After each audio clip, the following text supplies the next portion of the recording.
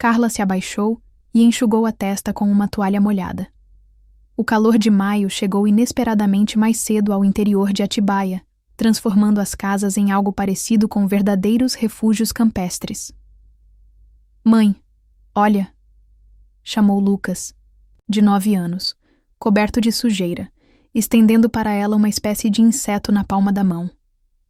"Este é um besouro veado, certo?" Carla sorriu. Nesses momentos, o filho era o retrato do pai. Os mesmos olhos castanhos, o mesmo entusiasmo pela natureza. Renato havia morrido há 3 anos, vítima de um ataque cardíaco, quando Lucas tinha apenas 6 anos. Agora, o menino tinha um padrasto. Eduardo era uma pessoa gentil e paciente, que acolheu a criança como se fosse sua desde o primeiro dia.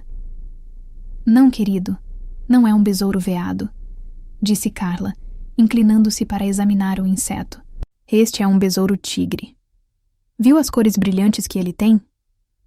Lucas riu e soltou o besouro na grama. De repente, alguém bateu no portão. "Eduardo voltou do mercadão", disse Carla, levantando-se. "Vamos lá." Mas atrás do portão estava a mãe do seu marido, Dona Elza, com um lenço de seda na cabeça e 2 malas pesadas. Carla congelou. A sogra não havia avisado sobre sua vinda. "Dona Elza." Carla tentou esconder a surpresa. "Não estávamos esperando a senhora. Que aviso eu precisaria dar para visitar meu filho?" Dona Elza olhou ao redor com um olhar crítico. "Decidi aproveitar o feriado vindo passar uns dias com meu filho. Onde está Eduardo?" "Ele foi ao mercadão, mas já deve estar voltando", respondeu Carla, pegando uma das sacolas. "Entre. Eu estava preparando um chá." Lucas, envergonhado pela visitante inesperada, escondeu-se atrás das costas da mãe. Ele sempre ficava nervoso perto de Dona Elza. Ela nunca fora abertamente rude com ele, mas também nunca demonstrara carinho, como se o menino fosse invisível. "Olá, vovó Elza", murmurou ele. Dona Elza apenas assentiu, sem sequer olhar para o menino, e entrou na casa. Carla suspirou. O fim de semana prometia ser difícil. À noite, a tensão podia ser cortada com uma faca. Eduardo ficou feliz em ver a mãe, mas claramente se sentia desconfortável. Durante o jantar, Dona Elza conversou apenas com o filho, perguntando sobre o trabalho e os planos dele, ignorando completamente Carla e Lucas. O menino permaneceu em silêncio, mexendo no prato com o garfo. "Lucas, por que você não está comendo?" perguntou Eduardo. "Sua mãe fez sua salada favorita." "Não quero", respondeu o menino calmamente. "No meu tempo", comentou Dona Elza, "as crianças eram ensinadas a respeitar os mais velhos e a comer o que lhes era dado, sem fazer manha." Carla apertou o garfo com mais força. Lucas não estava sendo caprichoso. Apenas estava cansado após um dia inteiro ao ar livre. Ela acariciou a cabeça do filho. "Você pode sair da mesa se não estiver com fome." O menino saiu em silêncio. Dona Elza balançou a cabeça e deixou o garoto ir, comentando alto o suficiente para Carla ouvir. Sem educação. "Mãe", advertiu Eduardo. "O que foi? Estou mentindo?" disse ela, abrindo as mãos. "O menino cresce sem pai. E isso fica evidente." Carla sentiu um nó na garganta. "Lucas tem um pai", disse ela, com a voz calma. "Eduardo desempenha esse papel perfeitamente." "Ah, claro", respondeu Dona Elza, erguendo as sobrancelhas. "E ainda assim o menino parece sem nenhuma educação. Isso é porque ele não tem o nosso sangue." Eduardo colocou o copo sobre a mesa com força. "Mãe, pare." Mas Dona Elza parecia apenas estar começando. "Só estou dizendo o que vejo." "Filho, você, tão jovem, poderia ter encontrado uma mulher sem fardos." Um silêncio pesado caiu sobre a sala. Carla levantou-se lentamente da mesa. "É melhor eu ir ver como está o Lucas", disse com a voz trêmula. Na manhã seguinte, o calor estava ainda maior. Carla acordou cedo e saiu para o jardim. Dormira mal, pensando nas palavras cruéis da sogra. Eduardo tentara apaziguar a situação, Mas o conflito seguia sem solução, pairando no ar como uma nuvem de tempestade. Por volta das 10 horas da manhã, Lucas apareceu com uma vara de pescar nas mãos. Mãe, posso ir até o Lago do Vale.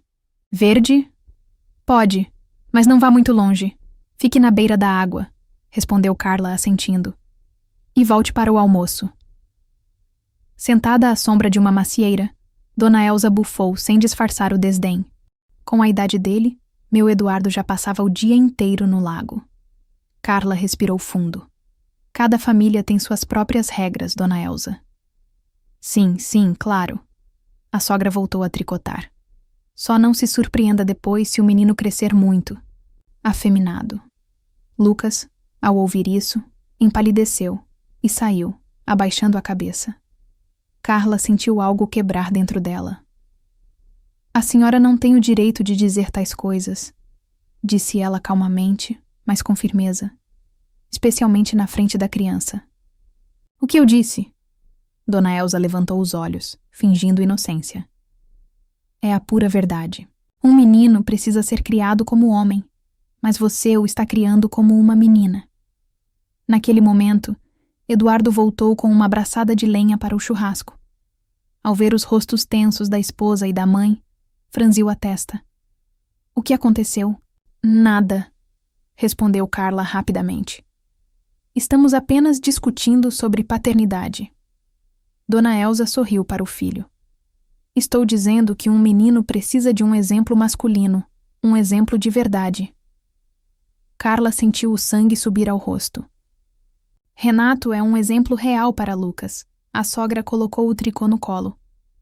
O menino o chama de pai ou pelo nome? Eduardo colocou a lenha perto da grelha. Mãe, pare com isso. O Lucas decidirá por si mesmo quando e como me chamar. É exatamente isso. Dona Elsa juntou as mãos. Tudo acontece no seu tempo. E se ele nunca considerar você um pai? Pense nisso, filho. Você precisa dos seus próprios filhos, da sua própria família. Carla sentiu as mãos tremendo. Olhou para o marido, esperando sua reação. Eduardo pareceu confuso. Mãe, a Carla e eu queremos ter filhos, mas o Lucas já faz parte da nossa família, e eu o amo como se fosse meu. Você o ama agora, assentiu Dona Elsa. Mas quando seu filho de verdade nascer, tudo mudará. Pode acreditar, ela se virou para Carla. E você sabe disso no fundo da sua alma. Carla, em silêncio, se virou e entrou na casa. Ela precisava se acalmar. À noite, a tempestade que se formava no horizonte durante todo o dia finalmente chegou.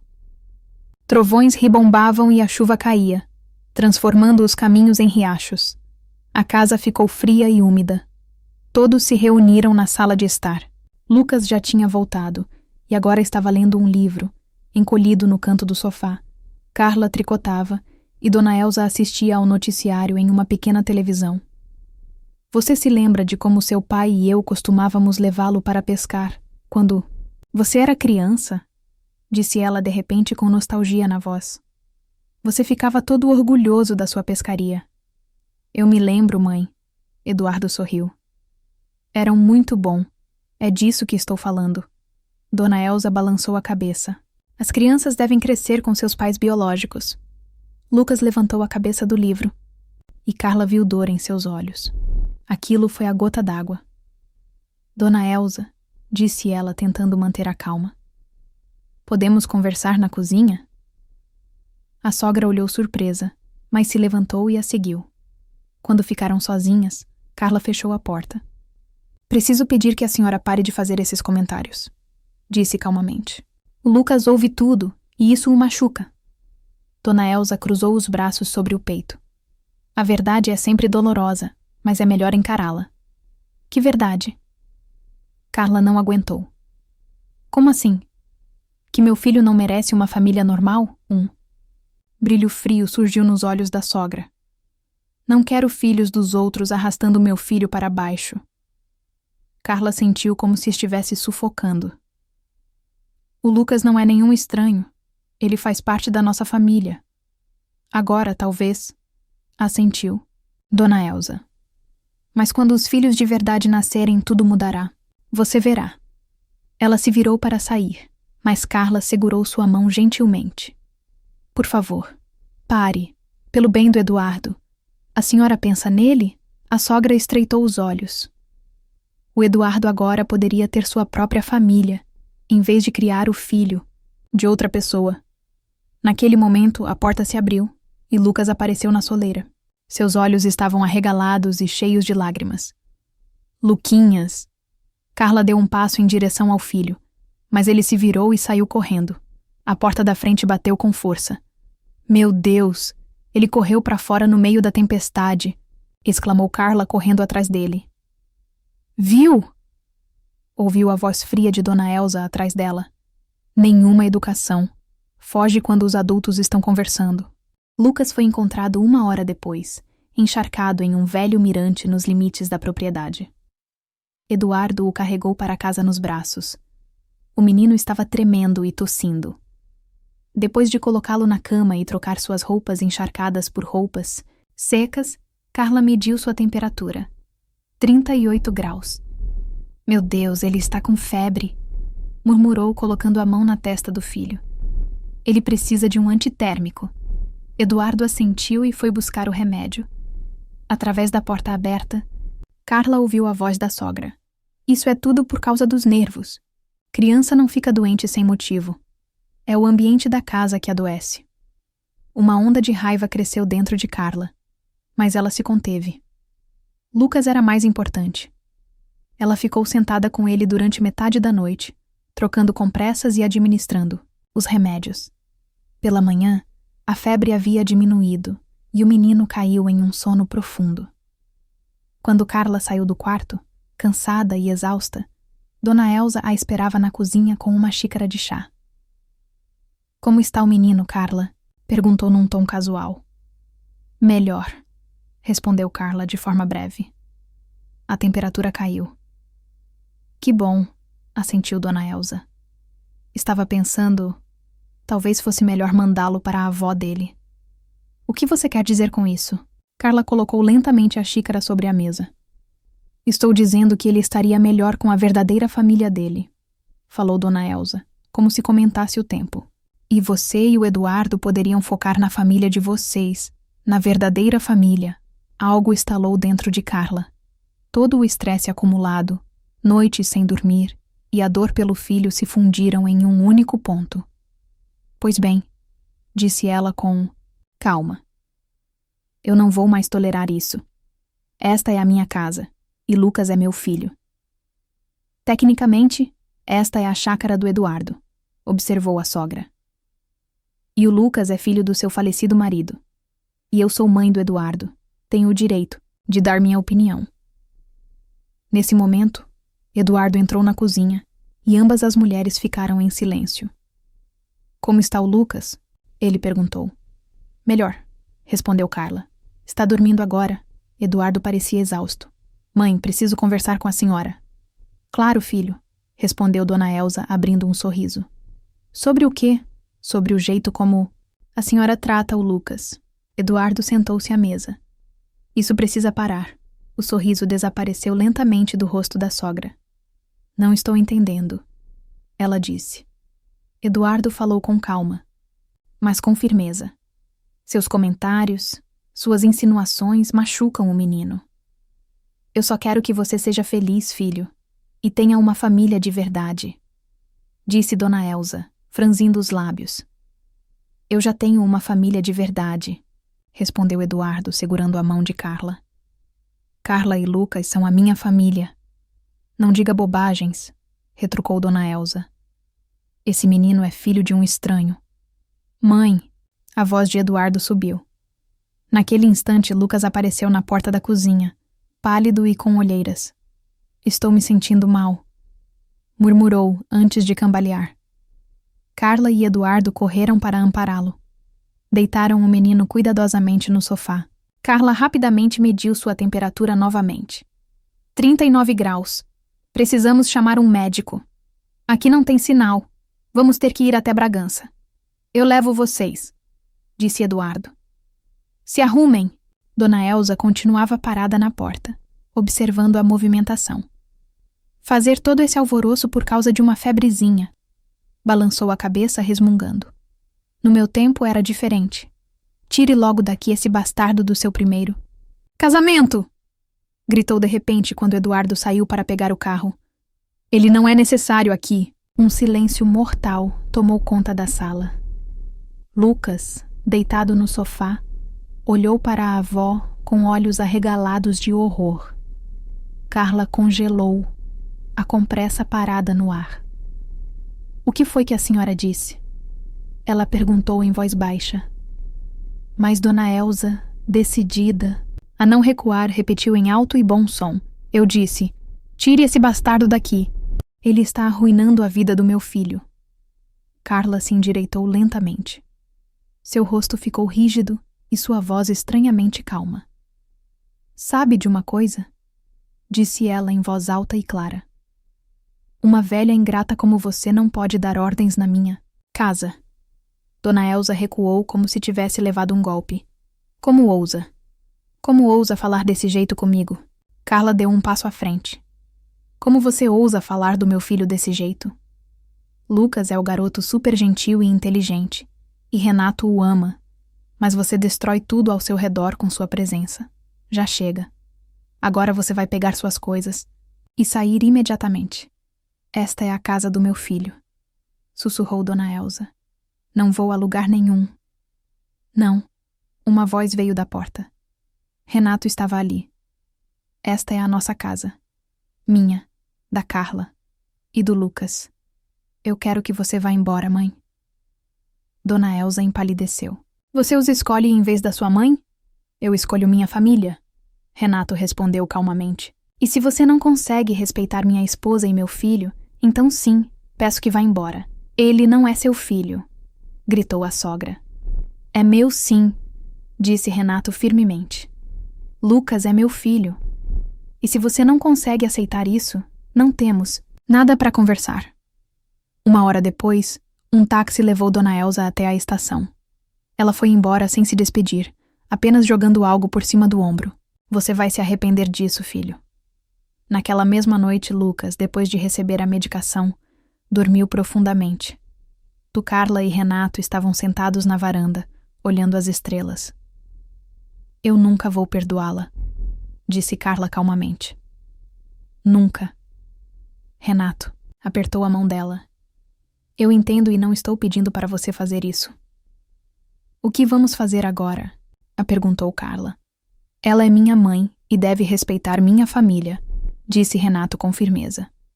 Se ela não puder, deixe-a ficar longe, mas sem mais. Renato puxou-a para si. Lucas é nosso filho, e ninguém ousará ofendê-lo novamente. Carla deitou a cabeça no ombro dele, sentindo as lágrimas escorrendo pelo rosto. Uma tempestade de emoções a assolava, raiva, dor, alívio. Mas entre eles, havia uma decisão firme. Ela nunca perdoará a sogra. Eles nunca esquecerão aquelas palavras, terríveis, e nunca mais permitirão que aquela mulher entre em suas vidas. No dia seguinte, Lucas se sentiu melhor. Ele estava sentado na varanda com um livro quando Renato sentou-se ao lado dele. Como vai, campeão? Perguntou ele, acariciando os cabelos do menino. Tô me sentindo melhor, tá tudo bem, respondeu Lucas calmamente. E a avó? Foi embora? Sim. Renato assentiu. E sabe de uma coisa? Ela não vai mais falar mal de você. Não vou deixar, nunca mais. Lucas olhou para ele. Promete? Prometo. Renato abraçou o menino. Porque você é meu filho, e eu não permitirei que ninguém te machuque. Carla estava parada na porta da varanda, observando a cena com os olhos marejados de lágrimas. Mas essas não eram mais lágrimas de dor, e sim de alívio. Por mais difíceis que tenham sido os últimos dias, eles serviram para fortalecer a família, que ela nunca perdoe sua sogra enquanto ela não se arrepender e mudar de verdade. Bom, essa experiência lhe mostrou uma coisa. Às vezes é preciso dizer palavras difíceis para proteger aqueles que você ama. O feriado acabou, deixando para trás não apenas um gosto amargo, mas também uma nova compreensão. Uma família de verdade não é aquela que tem laços de sangue, mas aquela que defende uns aos outros. Carla tinha certeza de que sua família era realmente real. Agora me diz, como você lidaria com uma sogra que trata seu filho desse jeito? Escreve aqui nos comentários. Eu quero muito saber. Se você gostou do vídeo, clique em curtir e se inscreve. No canal também assim você não perde nenhuma história emocionante. E não esquece, deixa também um comentário com uma classificação de 1 a 10 para mostrar o quanto você gostou. Assista também ao vídeo que agora está aparecendo na sua tela. Até breve.